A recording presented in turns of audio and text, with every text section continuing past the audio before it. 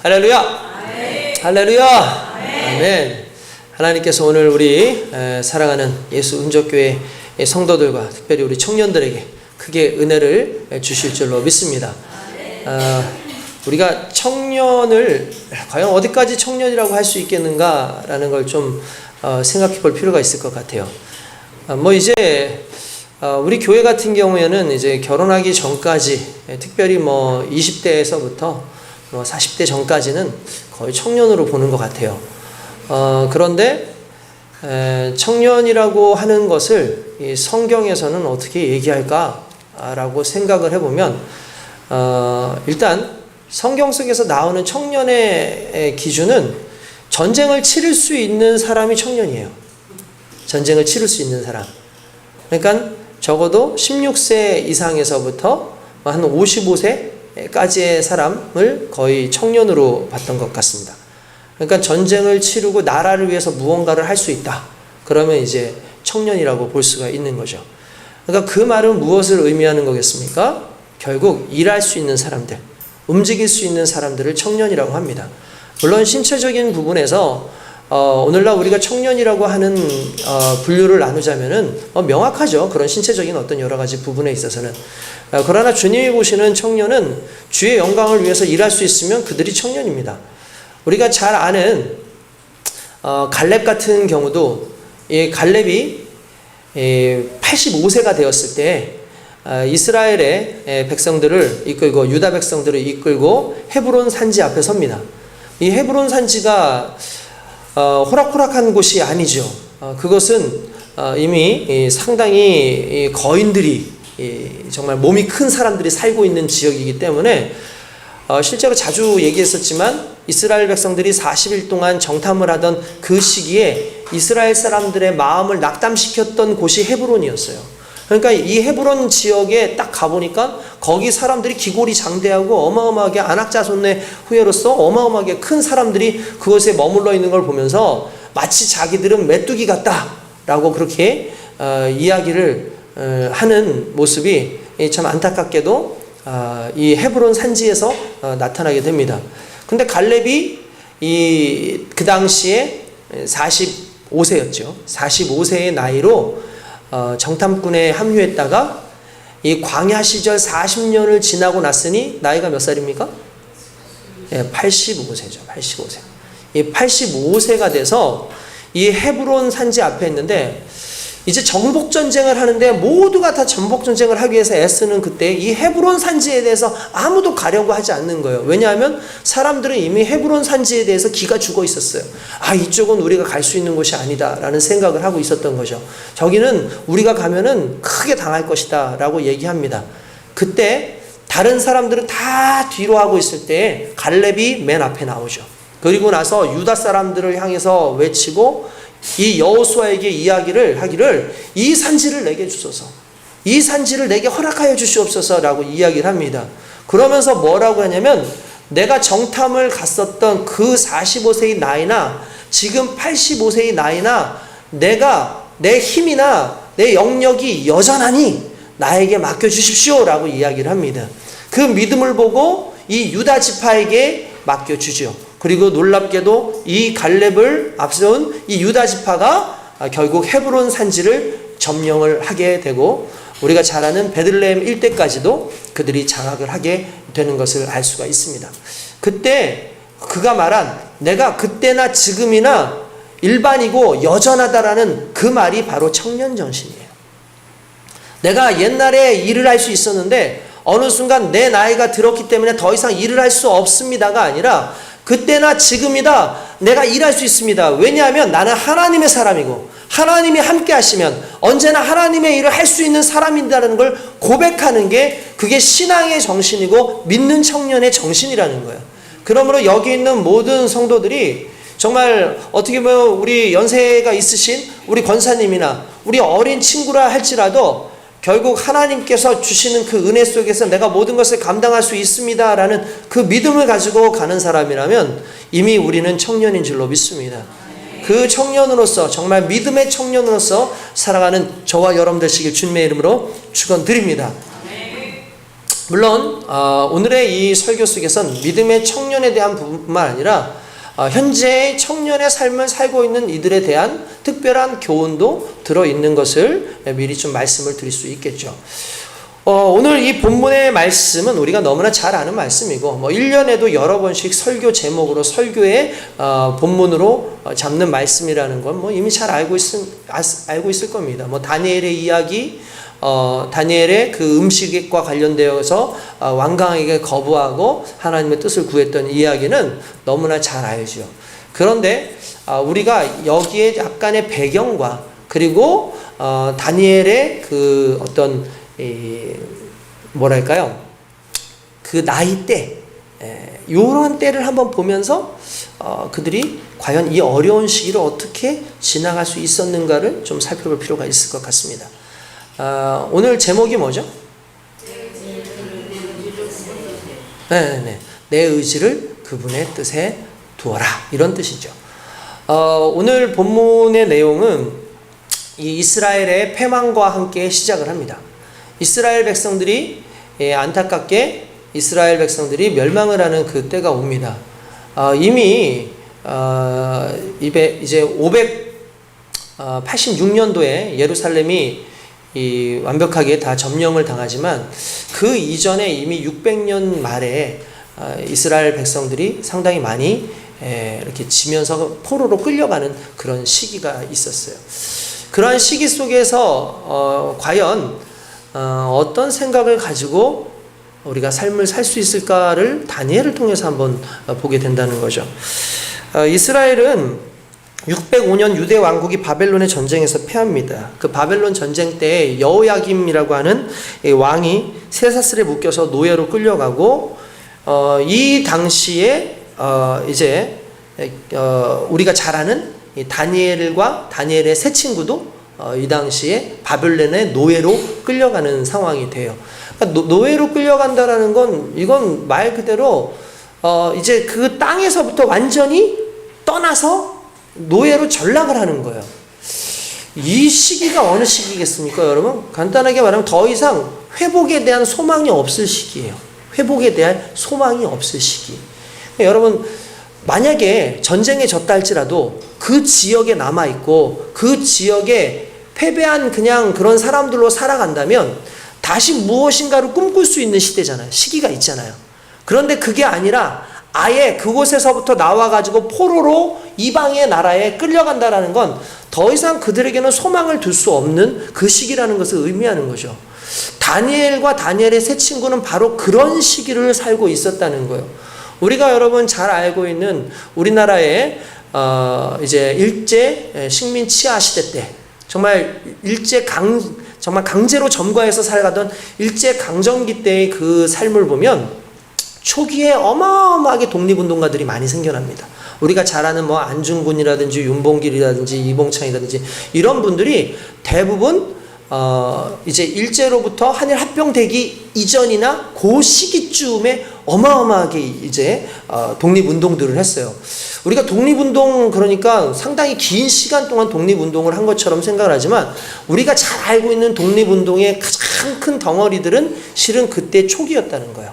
그리고 그 당시에 독립운동을 했었던 수많은 이 사람들이 후에 어떻게 되냐면은 후에 상당히 많이 변절을 해요.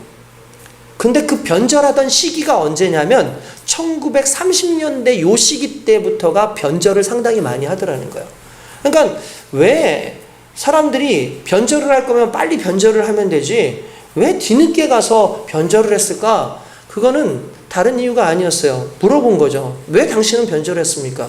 왜 당신은 이렇게 변절을 하고 독립운동하는 사람들을 오히려 괴롭히고 나중에 일본의 황제를 찬양하면서 전쟁에 이 젊은이들을 동원하는 그런 역할을 했습니까? 라고 했을 때 더 이상 독립의 희망을 우리는 꿀 수 없는 상황이기 때문입니다. 라고 얘기를 해요. 그게 무슨 말입니까? 더 이상 독립될 것 같지가 않은 거예요. 그러니까 더 이상 나라의 희망이 없다고 생각을 하는 거예요. 그러니까 더 이상 운동하는 게 의미가 없다고 생각해서 그냥 변절을 해버리는 그런 시기가 된 거죠. 수많은 사람들이 그런 식으로 변절을 했고 우리가 뒤늦게 그런 사람들을 이제 찾아내고 보니까 요소에 그런 사람들이 다 있는 거예요. 뭐 시인도 그렇고, 뭐 정치인들도 그렇고, 뭐 부자들도 그렇고, 뭐 고관대작도 그렇고, 군인들도 그렇고, 당시에 변절했던 수많은 사람들이 지금 오늘날에도 잘 살고 잘 먹고 하는 모습을 볼 수 있는데, 그 당시에 어쨌든 변절한 사람들이 너무나 많았기 때문에 어느 순간부터 너무나 자연스러워서 그것을 더 이상 이렇게 처벌할 수도 없는 어떤 그런 시대가 될 정도로, 그 당시 30년대 40년대에는 거의 사람들이 독립에 대한 의지를 다 포기하고 살았던 시기라는 거죠. 그럼에도 불구하고 독립운동가들이 많이 그래도 여전히 있었던 이유는 다시 말씀드리지만 그 땅에 있었기 때문이에요. 그 땅에, 우리나라 땅에 머물러 있었기 때문이고, 우리나라 땅이 건재해 있었기 때문입니다. 그렇지만 지금 이 시기는 왕도 이미 포로로 끌려가서 나중에 두 눈이 뽑혀가지고 죽게 되고, 뿐만 아니라 수많은 당시에 좀 똑똑하다라고 할 수 있는, 그리고 좀 가지고 있다고 할 수 있는 고관대작이라든지 나름대로 권세 있는 모든 사람들이나 그들의 자녀들이 다 끌려가지고 바벨론으로 갔어요. 그러니까 솔직히 소망이 완전히 사라진 거죠. 이들이 어디에서 독립운동을 할 것이며, 이들이 독립운동을 했다 할지라도 돌아갈 땅조차 존재하지 않는 그런 시기가 된 거예요. 그러니 이러한 상황 속에서 다니엘이라든지 이런 다니엘의 세 친구가 이 상황 속에서 과연 어떻게 해야 될지에 대한 엄청난 그런 정체성의 혼란이 올 수밖에 없었을 거라는 생각을 합니다. 만약에 그들이 빠른 시기에, 빠른 상황 속에서 이 시기에 내가 좀 한번 좀 어차피 다 끝난 거니까, 나라는 끝난 거니까 나라도 좀 제대로 한번 입신양명을 해보자 라고 했다면 빠르게 바벨론 왕에게 붙어가지고 할 수 있는 방법들을 생각을 했을 거고, 분명히 그 중에는 대부분의 많은 사람들이 그렇게 했을 거예요. 그런가 하면은 오늘 성경에 나오는 다니엘과 다니엘의 세 친구 같은 사람들은 그런 것에 굴하지 않고, 이 나라의 문제, 그런 상황들, 어떤 환경의 문제로 보지 않고 믿음의 문제, 신앙의 문제를 가장 큰 문제로 놓고 그 신앙을 붙잡기 위해서 그것만 있으면 회복은 자연스럽게 일어난다는 믿음을 가지고 살아가는 거죠. 물론 그렇게 하지 않는다 할지라도 하나님이 함께 하시면 내가 어느 곳에 있든지 하나님 나라의 백성으로서의 삶을 산다라는 걸 믿었다라는 사실이에요. 결국 이스라엘의 백성보다 더 중요한 것은 하나님 나라의 백성으로서의 정체성을 가지고 사는 것이었다라는 걸 다니엘과 세 친구는 잘 알고 있었다라는 겁니다. 얼마나 수많은 유혹들과 얼마나 수많은 박해들이 있었겠습니까? 그 박해 속에서도 그 모든 것을 이겨내고 믿음을 지키기 위해선 자연스럽게 뜻을 정하는 그들의 결단이 있어야 된다는 사실이에요. 할렐루야. 무엇을 정하는? 뜻을 정하는, 하나님 앞에서 뜻을 정하는 그러한 삶을 살지 않고서는 살 수가 없어요. 왜냐하면 그들이 억지로 하나님 앞에 뜻을 정하지 않으면 지금의 이 상황은 그냥 자연스럽게 흘러가는 상황이고 거기에 편승될 수밖에 없는 상황이기 때문에 억지로 그것을 반항하고 그것들에 대해서 경계하고 그것을 거부하는 뜻을 정하는 행위가 있어야 된다는 거예요. 그러니까 오늘 성경의 말씀에 보면은 오늘 8절 말씀에 다니엘은 뜻을 정하여 라는 단어가 나오는데, 이 뜻을 정했다라는 그 말 속에 자신의 모든 의지와 자신의 모든 생각들을 하나님의 뜻에 맞춰서 같이 두었다라는 것을 의미하는 거죠. 그러니까 여러분, 세상 가운데 어떠한 환경이 있다 할지라도, 좋은 환경이든 좋지 않은 환경이 있다 할지라도 그 환경 속에서 뜻을 정할 수 있다라는 건, 이건 어마어마한 믿음의 결단이고 고백이라는 사실을 믿으시길 주님의 이름으로 축원드립니다. 여러분, 이게 일단 우선되지 않으면 안 돼요. 여러분, 솔직히 이게 쉬운 일은 아닙니다. 이미 수많은 부분에서 어려운 문제가 많이 왔는데, 다시 말하지만 다니엘과 다니엘의 세 친구는 이 문제를 환경의 문제로 생각하지 않았어요. 이 문제를 믿음의 문제라고 생각을 했다라는 거죠. 여러분, 자주 얘기합니다만 사람들이 망가지면, 삶이 망가지면요, 놀랍게도 믿음도 망가져요. 삶이 망가지면 믿음이 망가지는 경우가 상당히 많더라고요. 그러니까 아무리 믿음 있는 사람들도 삶이 망가지거나 세상의 유혹 가운데 있거나 아니면 수많은 고난과 환난이 오면은 그 순간에 무너지는 게 너무 쉬워요. 유혹이 와도 무너질 수밖에 없고 당연히 무너져. 그러니까 이게 삶이 무너졌는데 삶이 무너지는 것으로 끝나는 게 아니라 믿음이 무너지는 상황이 오는 거예요. 근데 놀랍게도 믿음이 회복되면 삶이 회복돼요. 그러니까 삶이 회복돼서 믿음이 회복되는 경우는 거의 없어요. 그런데 믿음이 회복이 되면 그 삶의 환경과 상관없이 내 삶이 회복이 돼요. 이게 하나님께서 주신 은혜입니다. 그러니까 여러분 결국은 이 모든 어려운 삶 가운데에서 다니엘은 하나를 붙잡은 거예요. 삶이나 환경을 붙잡은 게 아니라 하나님을 붙잡은 거죠. 믿음을 붙잡은 거죠. 그러기 위해서 그가 최초로 해야 되는 게 뭐냐면 뜻을 세우는 거예요. 하나님의 뜻, 하나님이 내게 원하시는 그 뜻이 무엇인지를 세우고 그 뜻대로 살려고 그들의 삶을, 의지를 그것에 맞추며 살아갔다는 사실을 오늘 저와 여러분들이 깨달아야 될 줄로 믿습니다. 다시 말씀드리지만요, 바벨론에 끌려간 이 세 친구들이 제일 먼저 그 바벨론의 삶에 정말 어마어마하게 공격을 받고 있는데 그걸 왜 믿음의 문제로서 접근했냐면 그들의 이름의 문제에서 나와요. 그들의 이름의 문제. 자, 오늘 한번 이름에 대해서 한번 보도록 합시다. 우리 6절에서부터 봤어요. 6절에 보니까 유다 자손 곧 다니엘과 하나냐와 미사엘과 아사랴가 있었더니 이렇게 되옵니다. 이렇게 다니엘의 세 친구의 이름이 나오죠. 그런데 갑자기 환관장이 그들의 이름을 고쳐 다니엘은 뭐라고 했어요? 벨드사살이라고 하고, 하나냐는 사드락이라고 하고, 그리고 미사엘은 메삭이라고 하고, 아사랴는 아벳느고라 하였더라 이렇게 되어 있습니다. 여러분 창시계명 알죠? 우리나라가 옛날에 일제시대 때 일제에 복속되고 난 이후에 처음에는 그런 작업들을 하지 않다가 뒤늦게 완전히 우리나라의 이 어를 빼앗고 그 일제의 식민지, 아니 일제의 그냥 황민으로서의 그 삶을 살게 하겠다라는 부분에서 창시계명이라는 걸 시켰어요. 그래서 옛날 어른들 이렇게 예전에는 물어보면 자기 뭐 이름이 뭐였다고, 뭐 아사코였다고 얘기도 하고, 미츠코라고도 하고, 어떤 사람은 자기 메그미였다라고 하고, 메그미가 이게 원래 은혜라는 뜻이거든요, 은혜. 그래서 믿는 사람들은 그렇게 이름을 또 바꾸고 막 이렇게 했더라고요. 그러니까 이렇게 이름을 바꿈으로 말미암아 우리나라에 그냥 어를 완전히 무너뜨리는 거죠. 근데 이 문제는 실은 그 사람들의 어떠한 나라의 민족의 얼이라는 개념이 아니라 이건 신앙적 개념이었어요. 왜 그러냐면은 여러분 다니엘이라는 뜻이 무슨 뜻이냐면 다니엘이라는 말은 하나님은 나의 심판관이다. 나의 재판장이다. 라는 그런 의미를 가지고 있어요. 간단하면서 이 이름 속에서는 뭐가 있는 거예요? 그러니까 나는 하나님 보시기에 항상 하나님이 내 심판관이기 때문에 내가 하나님 앞에 온전히 서겠다는 그 의미가 그 안에 내재되어 있는 거죠. 그런가 하면은 하나냐라는 뜻은 하나님은 여호와는 은혜로우시다라는 뜻이에요. 무슨 뜻이라고요? 여호와는 은혜로우시다라는 뜻이에요. 그런가 하면 미사엘이라는 것은 하나님께서는 내게 무엇을 하시는 분인가? 라고 묻는 거예요. 이거는 오히려 긍정적으로 묻는 거예요. 하나님께서는 나를 위해서 무엇인지 하시는 분이다 라는 그런 의미를 가지고 있는 거죠. 그런가 하면 아사랴라는 말은 야훼께서 나를, 그러니까 여호와께서 나를 도우신다라는 그 뜻을 가지고 있는 게 아사랴입니다. 이 이름 속에는 믿음의 이 이름으로서 얼마나 긍정적이고 은혜가 담겨 있습니까? 근데 그 이름을 갑자기 고쳐서 바꿔요. 뭐라고 바꿔주냐면 첫 번째 다니엘을 벨드사살이라고 합니다.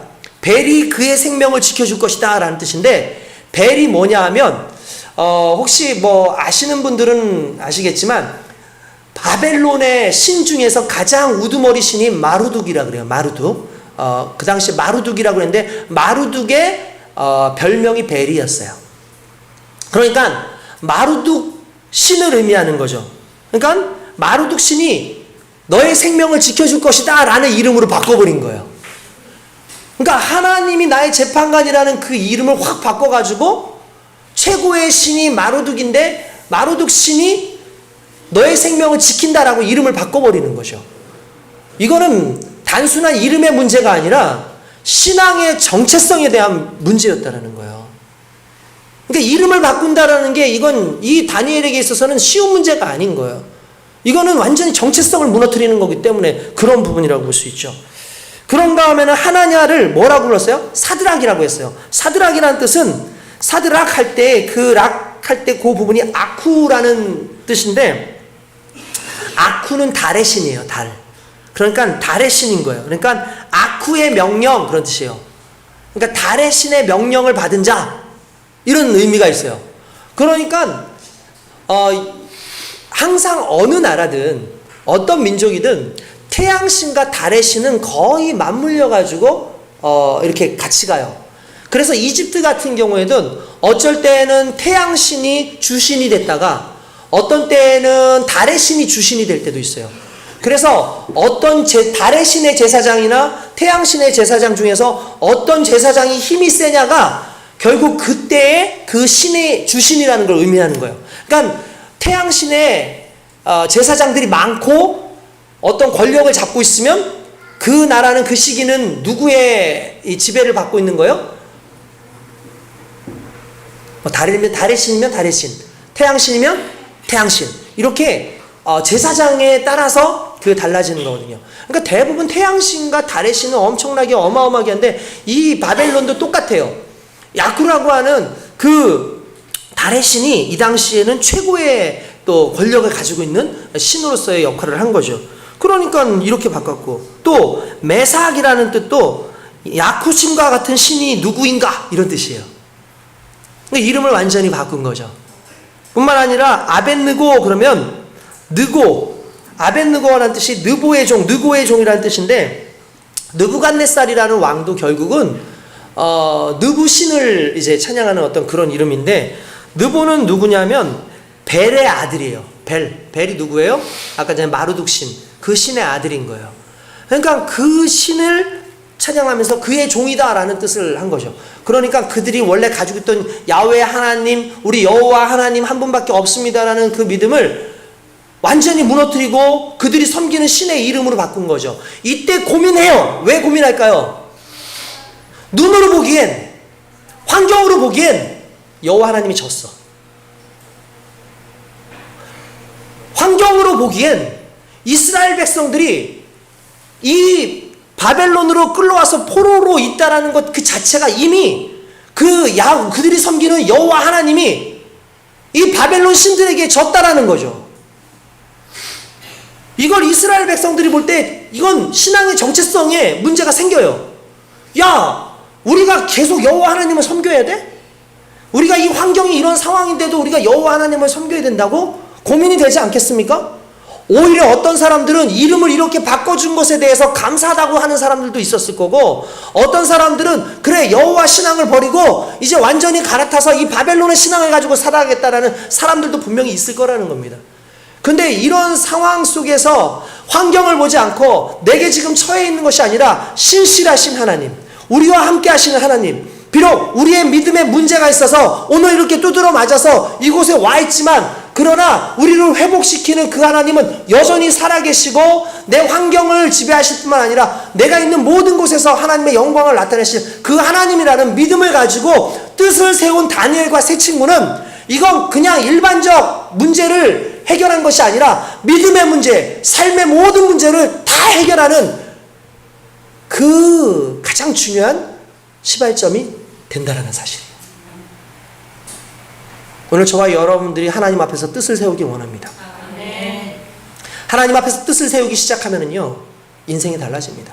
우리가 일반 삶을 살 때에도 우리가 뜻을 세우는 것에 따라서 여러분 우리의 태도가 달라져요. 태도가. 어제 어떤 일이 있었냐면은 그 서울시민 대축전이라고 하는 그런 이제 경기가 있었습니다. 이렇게 뭐 간단하게 하면 이제 뭐 서울 시민대회 이런 거예요. 시민대회요. 거기서 이제 경기를 해야 되는데 그냥 종목 중에서 고등학생들을 데리고 단체 줄넘기 대회를 하는 게 있었어요. 단체 줄넘기 대회. 저는 뭐 이제 축구나 풋살 같은 거 감독이니까 우리 팀 고등부 한 팀은 일단 거기를 내보냈고 그냥 시민 종목으로 해가지고 단체 줄넘기 대회가 있는 거예요. 근데 이 고등학생들 하는데 여학생들 4명, 남학생들 6명을 해가지고 10명을 묶어가지고 그 고등학생들을 불러서 해야 되는데, 제가 예전에 그 중고등학교 이렇게 학생들을 가르칠 때는, 그 학교에서 가르칠 때는 모으는 게 어렵지가 않았어요. 야, 와서 해달라고 이렇게 하면 되는데, 지금은 제가 안 다닌 지 꽤 오래됐잖아요. 그러다 보니까 우리 지금 있는 교회에 있는 애들하고 제가 축구 가르치는 걔네들을 빼놓고는 달리 부를 만한 애가 없는 거예요. 그래서 3번이나 이렇게 거쳤어요. 그래서 맨 처음에는 누구한테 얘기를 해서 야, 그 친구들 좀 안 되겠냐. 될 수 있을 것 같다. 그러는데 안 된다 그러는 거예요. 그리고 또 어떤 친구들한테 얘기하니까 기다려보라고 하고 싶어 하는 애들이 있다고. 근데 또 정작 안 된 거예요. 그래서 우리 교회에 양준이라고 있지 않습니까? 양준이. 우리 양준이 정신이 번쩍 들었어 방금. 준이가, 제가 준이한테 얘기를 했어요. 왜냐면 준이가 은근히 제 마당발이에요. 제가 은근히 이제 마당발이라서 위로 아래로 옆으로 넓더라고. 그래서 준이한테, 준이야 친구들 좀 모아주겠니? 좀 한번 해보겠다 뭐 이렇게 얘기하는데 좀 어설픈 것 같아서 제가 좀 이렇게 옷 같은 것도 좀 주고 그러면서 좀 해줄 수 있겠냐, 걱정하지 말라고 제가 한번 모아보겠다고. 우리 준이가 모아서 진짜 다 모았어요. 다 모았어요. 그것도 운동 좀 하는 애들, 여학생들 다 모은 거예요. 그래서 어제 보니까 잘하더라고. 그러니까 아쉽게 중간에 줄넘기 이 그 고리가 빠져버리는 바람에 이렇게 멈췄는데 다른 줄을 바꿨더니 이게 리듬이 달라지잖아요. 이게 무게가 다르니까. 그래서 아쉽게 떨어지지만 애들이 잘했어요. 막 56개를 어쨌든 막 이렇게 59개까지 이렇게 하고 있는데 제가 보기에는 그 이상만 없었으면 100개도 넘게 했었을 것 같아요. 우리가 1등 했을 것 같아요.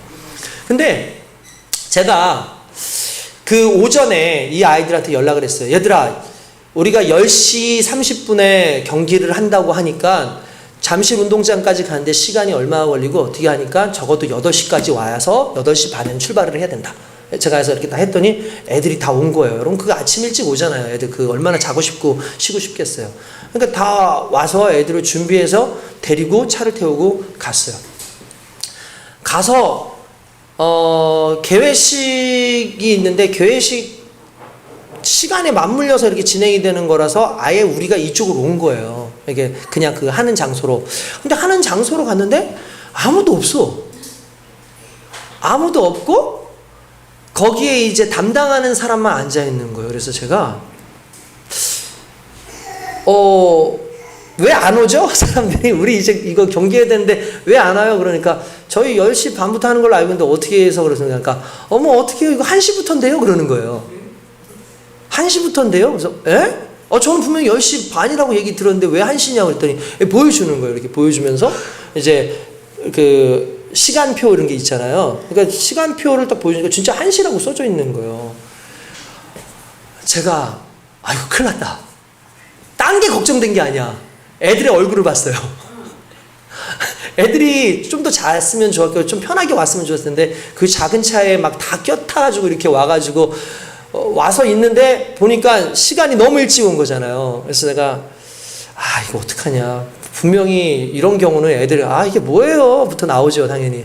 이게 뭐예요? 도대체 누가 이렇게 불렀어? 막 이렇게 할 거라고 생각하고 괜히 마음이 조마조마한데 얘들아 어떡하지? 이 시간이 우리 1시래. 그러니까 여자애 중에 하나가 오히려 잘 됐어요. 좋아요. 우리 연습하면 돼요. 이렇게 얘기를 하는 거예요. 아이가. 그 아이가 연습하면 돼요. 우리 잘 됐어요. 오히려 우리 연습할 수 있는 시간이 아닌 게 아니라 이제 한 번도 맞춰본 적이 없으니까 애들이 그걸로 연습을 하는데 처음엔 잘 안 맞추다가 점점 가니까 잘해지기 시작을 하더라고요. 제가 기분이 좋아요. 애들도 막 행복하게 하고 있고 그리고 밥 먹을 시간도 여유가 생겼고 여러 가지로 좀 쉴 수 있는 여유도 생겨가지고 그걸 이렇게 왔다 갔다 하면서 애들이 그냥 즐겁게 하고 뭐 중간에 그렇게 끊어져서 성적이 아주 좋았지는 않았지만 어쨌든 아이들 스스로도 재밌게 하고 마무리가 됐어요. 제가 그때 상당히 참 행복하더라고요. 근데 생각을 해보니까 얘네들이 그렇게 말을 해서 괜찮아요, 오히려 좋아요 라고 말할 수 있는 거냐면 얘네들에겐 뜻이 있어요. 얘네들에겐 계획이 있어요. 얘네들에겐 목표가 있어요. 우리 우승해보자. 이왕 나왔는데 잘해보자. 오히려 잘할 수 있도록 우리한테는 연습할 수 있는 시간이 생겼다라는 게 된 거죠. 그러니까 원망하지 않아요. 불평하지 않아요. 똑같은 상황이에요. 어떤 상황 속에서 어떤 사람들은 이런 상황이 생기면 불평합니다. 원망합니다. 이거 뭡니까? 미리 좀 알고 했어야죠 라고 얘기하는 사람이 있는가 하면 어떤 사람들은 아닙니다. 오히려 좋습니다. 이럴 때 우리가 좀 무언가를 할 수 있습니다 라고 말하는 사람이 있어요. 신앙도 마찬가지예요. 믿음도 마찬가지예요. 뜻이 정해져 있고 목표가 정해져 있고 하나님의 사명자로서 살아가는 사람들은 어떤 상황이 와도 그 상황을 원망하기보다는 오히려 잘 됐습니다. 우리가 기도할 때입니다. 오히려 잘 됐습니다. 이때 우리가 전도하면 됩니다. 오히려 잘 됐습니다. 이런 상황에 나를 한번 점검해 볼 수 있습니다라는 그 마음을 갖게 되죠. 왜냐하면 뜻이 있으니까. 목표가 있으니까, 목적이 있으니까. 근데 그 목적을 언제 세우라고요? 청년의 때에 세우는 거예요. 그 청년의 때에 세운 그 목표와 목적이, 그 뜻이 결국 그의 인생을 끌어간다는 거죠. 놀라운 것은 오늘 말씀해 보면 다니엘이 뜻을 정했다라는 말이 시작이 되는 이때가 이들이 10대 말이거나 20대 초였을 거라는 거죠. 그러니까 흔히 말하는 청년의 시기였다는 거예요. 그리고 놀랍게 이 청년의 시기 때 뜻을 정하고 했던 그 다니엘과 세 친구에게 하나님께서 복을 주셨는데, 그 복을 주셔서 누구들보다도 더 잘 나가는 상황들이 되어졌는데, 그 기간을 언제로 잡냐면 맨 마지막에 다니엘은 고레스 왕 원년까지 있으니라 이렇게 되어 있어요. 이게 무슨 말이냐면 바벨론이요 또 망해요. 나중에 페르시아가 점령을 해요. 그때 왕이 고레스예요. 무슨 말이냐면 한번 청년 때 뜻을 정했던 그를 하나님이 사용을 하시니까 세대가 지나고 나라가 다시 딴 나라로 변했음에도 불구하고 거기서 고관대작으로 삶을 살아요. 고관대작의 삶이 중요한 게 아니에요. 그 뜻이 변치 않았다는 게 중요한 거예요. 왜 여러분 청년의 시기가 중요한 줄 아십니까? 이 청년의 시기가 뜻을 세우는 시기인 거예요. 이 청년의 시기가 뜻을 세워서 하나님 안에서 목적을 두고 살아가는 시기라는 거예요. 그러니까 우리의 이 청년의 시기는 환경을 봐서는 안 되고 어떤 우리에게 지금 주어져 있는 그러한 어떤 역할이나 상황이나 이런 것들을 보는 것이 아니라 하나님만 바라보는 시기인 거예요. 그 하나님을 바라보고 그 하나님께 뜻을 두기 시작하면 하나님께서는 그 뜻에 우리의 모든 삶에 하나님의 영광과 하나님의 은혜와 복을 집중시켜 주시기 시작합니다. 그러면 우리가 그때부터 하나님의 뜻을 가지고 살아갈 수 있는 거죠. 할렐루야. 오늘 저와 여러분들이 그런 인생을 살기를 원합니다. 아까 전에도 말씀드렸지만 삶이 망가지면 믿음이 떨어져 나가지만 이 삶을 다시 세우기 위해서는 우리의 믿음이 회복되고 하나님 앞에서 우리의 뜻을 다시 세우는 그 순간에 우리의 삶이 회복되어지는 놀라운 역사가 일어나고 있다는 걸 오늘 저와 여러분들이 깨닫길 주님의 이름으로 축원드립니다. 여러분 그렇습니다. 뜻이 있으면 그 속에서 의미를 찾게 돼 있어요. 뜻이 있으면 환난과 고난에서도 의미를 찾게 돼요. 왜냐하면 그 뜻이 그 환난을 일으켰기 때문에, 그 뜻이 그 환난을 우리에게 주어지게 했기 때문에 오히려 환난이 아니라 내게 기도할 수 있는 거리거죠. 아프신 분들이 있으시죠? 힘드신 분들이 있으시죠? 어려운 상황이 있으시죠? 여러분 고난에는 뜻이 있습니다. 모든 고난에는 의미가 있습니다. 우리가 가지고 있는 그 뜻으로 말미암아 주어지는 고난들이 있어요. 그러면 그것을 감사하며 살아가는 거죠. 다시 말하지만 다니엘은 우리 그 일제강점기보다 더 암울한 시대에 완전히 더 이상 소망이 없는 그 시대를 살아가는 거예요. 여러분 소망이 없다라는 게 얼마나 힘든 건지 아시죠? 일제강점기 때 정말 배웠다는 사람들이 소망 없는 이 시기를 어떻게 살았는지 아십니까? 술과 노름과 그냥 어떤 문학적 낭만에 치여서 그냥 그러다가 보내고 말았어요.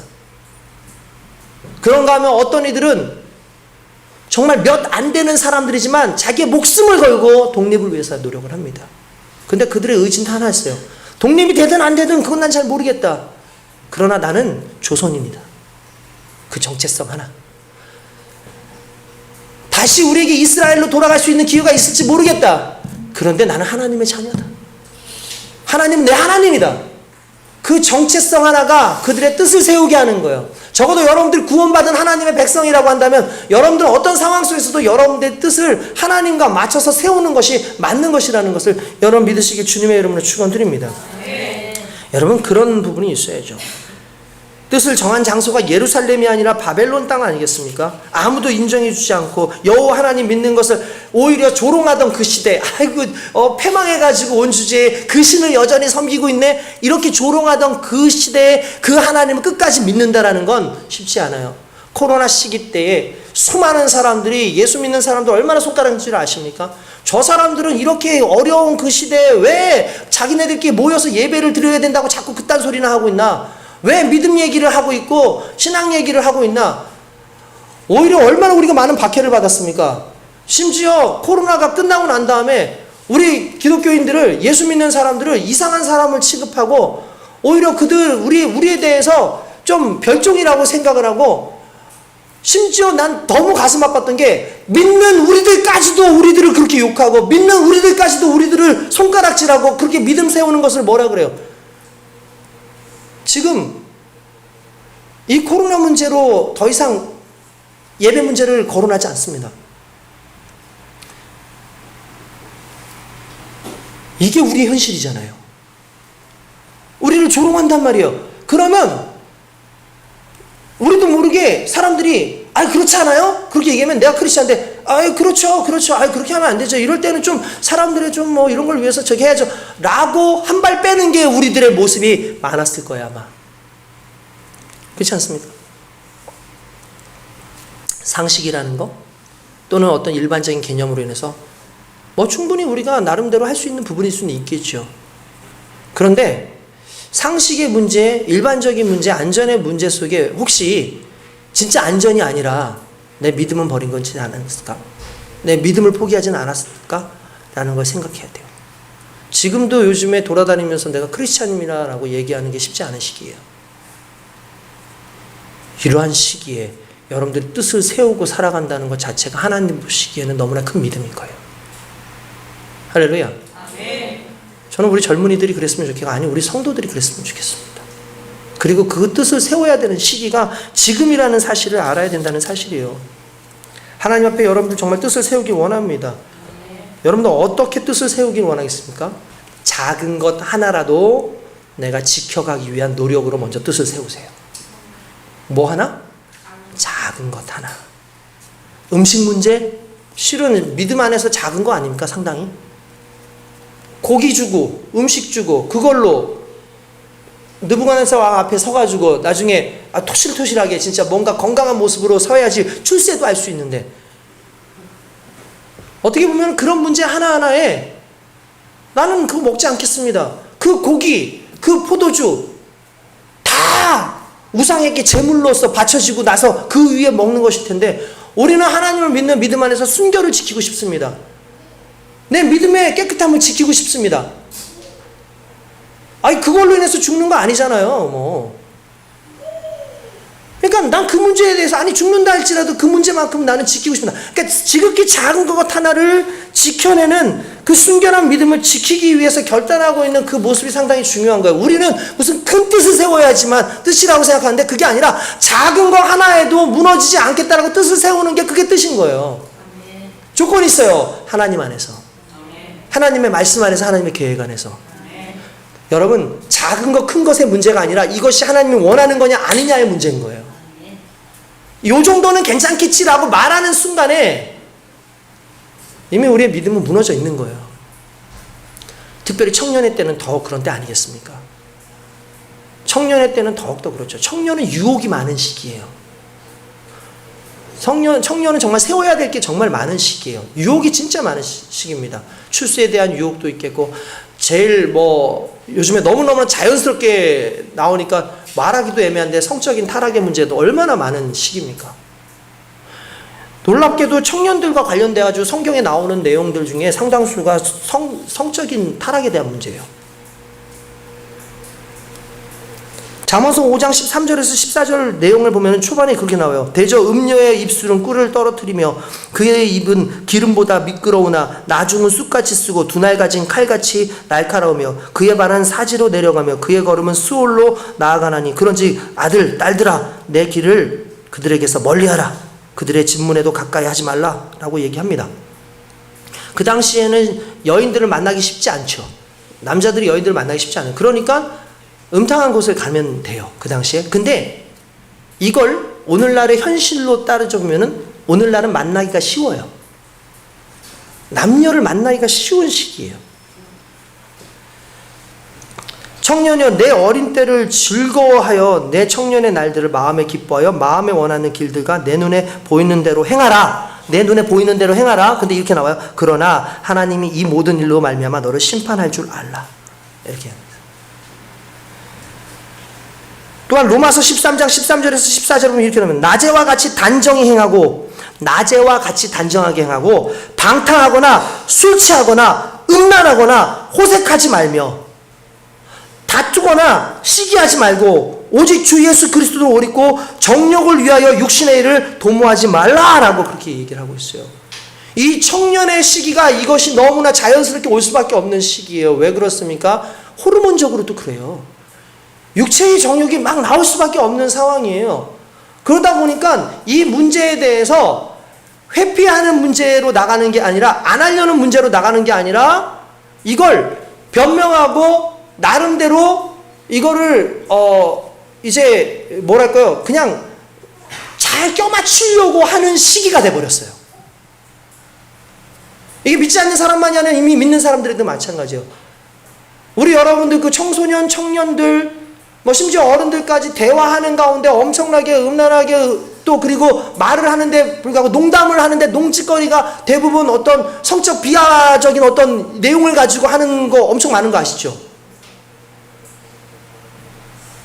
여러분, 이런 것들 우리 아무렇지도 않게 그냥 하고 아무렇지도 않게 봤지만, 이게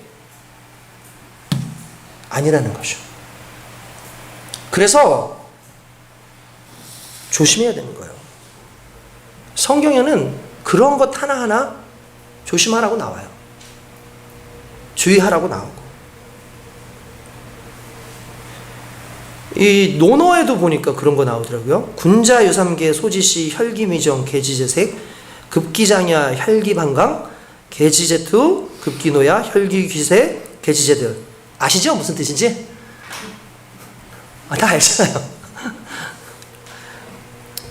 이런 겁니다. 군자는 세 가지 경계할 바가 있다. 젊었을 때는 혈기가 안정되지 않는 시기므로 여색과 남색을 경계하고, 혈기가 그런 때니까. 중년, 장년에는 혈기가 바야흐로 굳세므로 다투는 것을 경계하고, 늙으면 혈기가 이미 쇠하였으므로 재물, 명예, 감투, 탐욕을 경계하라. 이 뜻이에요.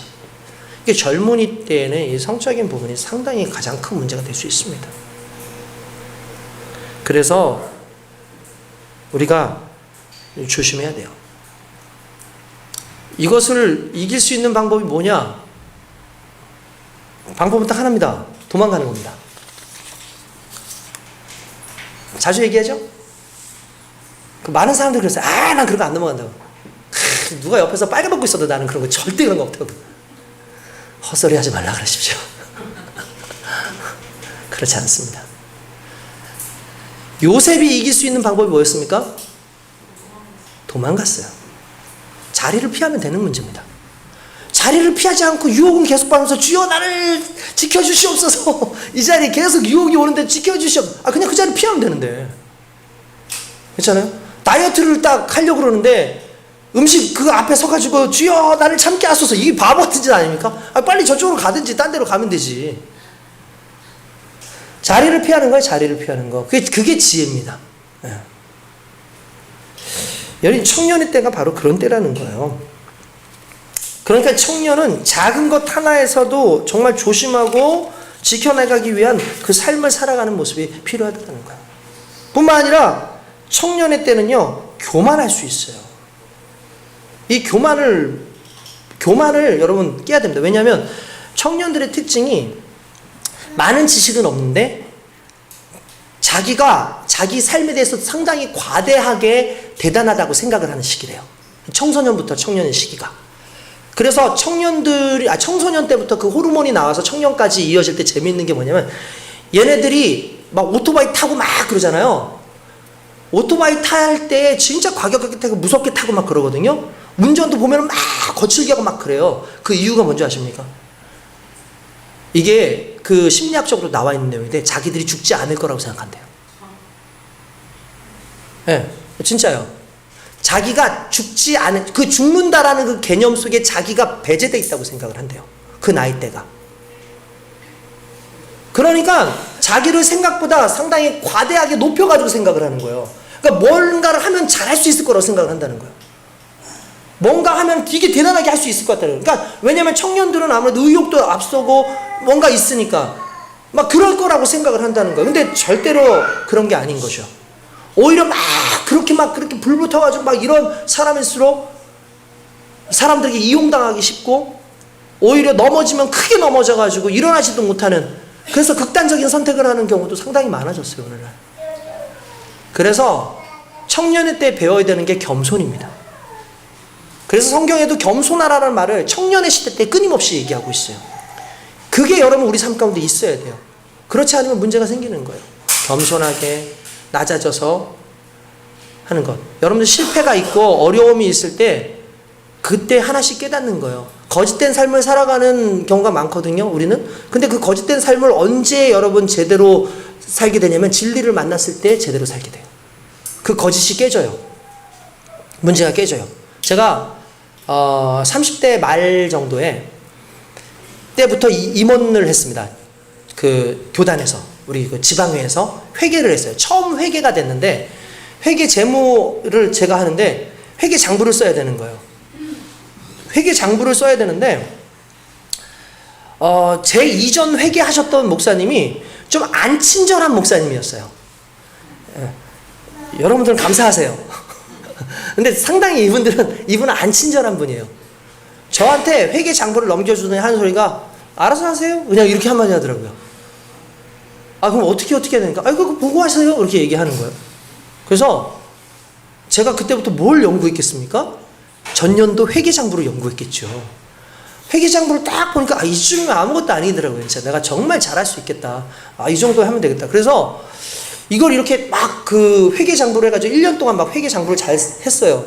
해가지고 회장님도 보면서 잘했다 그러고 막 이렇게 하는 거예요. 나중에 한 가지 깨달았어. 이 회장님이 회계 일을 해본 적이 없는 회장님이었어요. 회계 업무를 해본 적이 없어. 전데 잘했대요. 제가 기구만장하죠. 감사날이 온 거예요. 감사가 되니까 회계 장부 감사를 한단 말이에요. 회계 장부를 딱 가져가서 감사를 하는데 감사를 하시는 그 목사님이요, 왕년의 사장이었어요. 장로를 하다가 목사님이 되신 분이에요. 그것도 철도 관련돼 가지고 거기서 아주 납품과 관련된 것을 하기 때문에 회계 업무를 너무너무 잘하는 분인 거예요. 저 진짜 지금도 생각난다. 웃으면서 들어가서 얼어가지고 나와가지고 진짜 여러분들 저는 그 모욕을 알아요. 그 뭐냐면 빨간 걸 들고 쫙쫙 긋는 거. 이거 어디 갔어요? 이거 어디 갔어요? 이거 왜 안 맞아?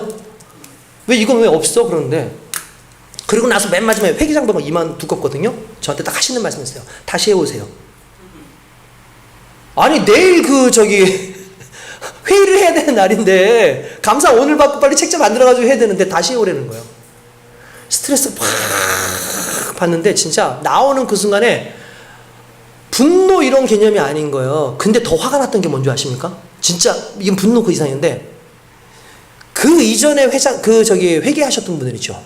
그분한테 이렇게 얘기했대요. 이거 다시 오라고 고치라고 얘기를 했대요. 근데 그 장부를 나한테 준 거예요.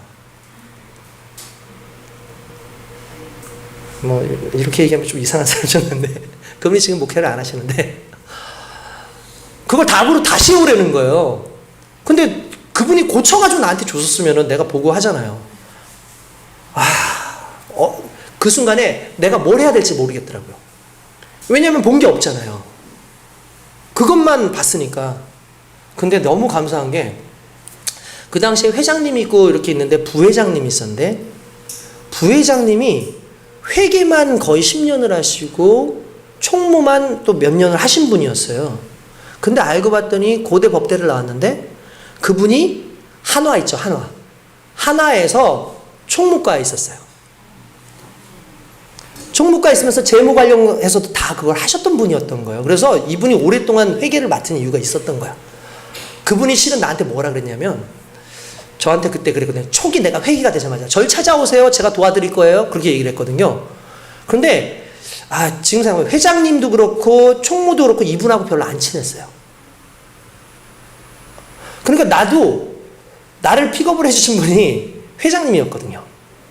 그러니까 저도 이분하고 별로 그렇게 친할 새가 없었잖아요. 친할 이유가 별로 많지 않았던 거예요. 찾아오세요. 그런데 괜히 그냥 나 이대로 하면 되지. 내가 이거 딱 봐도 그냥 뭔가 하는지 알겠는데 진짜 그분한테 갔습니다. 목사님 죄송합니다. 이 죄인을 용서하시고 좀 알려주십시오. 그러니까 친절하게 오세요. 잘 오셨다고 그러더니 이렇게 제 회개하는 걸 보더니 그 감사 부분보다 더 축축 긋더라고요. 그러더니 다시 이렇게 보여주시면서 이거는 이렇게 해야 돼요. 여긴 이렇게 해야 되고 대차대조를 해가지고 이렇게 해야 되고 누계를 해야 되고 속에 있으면 또 누계를 해가지고 이렇게 해서 가야 돼요. 그러니까 보니까 그런 절차가 제가 아무것도 없었더라고요. 그냥 그 달만 딱딱딱딱 이런 식으로 해서 그냥 총계만 내는 식이었던 거예요. 그래서 제가 지금도 회계 업무를 잘합니다. 그 재무 회계 업무를 잘해요. 일부러 안 해서 그렇지. 근데 보면 알아요. 그래서 제가 감사 업무를 많이 했어요. 그 이후로. 왜냐면 내가 회계 업무를 많이 했었으니까 감사 업무를 딱딱하면 알죠. 서울시 무슨 저것을 제가 감사했거든요. 그때 이 사람들 저 때문에 진땀을 많이 흘렸어요. 이거 왜 안 해왔냐고 하면서 하니까. 근데 어쨌든 중요한 건 딱 가르쳐 주는데 정확하게 하고 나서 그 다음에 가져왔는데 완전 엑셀런트였어. 근데 더 놀라운 건 다시 해가지고 가져갔잖아요. 그분은 보시지도 않더라고요. 그런데 그 다음 연도에 그걸 해가지고 했는데 너무 잘했다고 얘기를 하시는 거예요. 근데 제가 그때 느낀 거죠. 내가 거짓된 삶을 산 거예요. 이 거짓된 삶을 언제 깨트리냐면 진리를 만났을 때 깨져요. 진짜를 만났을 때 깨져요. 청년 때는 진짜를 자꾸 만나봐야 돼요. 그래야 거짓된 게 깨지는 거예요. 여러분들의 삶 가운데 어려운 게 오잖아요. 여러분들의 삶에 힘든 게 오잖아요. 그럼 내가 진짜를 만날 때구나. 내가 진짜를 만날 때구나. 내가 하나님을 만날 때구나. 내가 진짜 이게 뭔가 이제 나의 이 하나하나가 교만함이 깨져야 되는 때구나라는 걸 깨달을 수 있는 때가 와요. 두려워하지 마십시오. 깨지는 것에 대해서 두려워하지 마십시오. 여러분들의 거짓된 거, 여러분들의 잘못된 거, 여러분들의 어떤 편견 이런 것들이 깨어지는 시기라고 생각하시면 돼요. 청년의 때는 겸손해져야 됩니다. 청년의 때는 더 낮아져야 됩니다.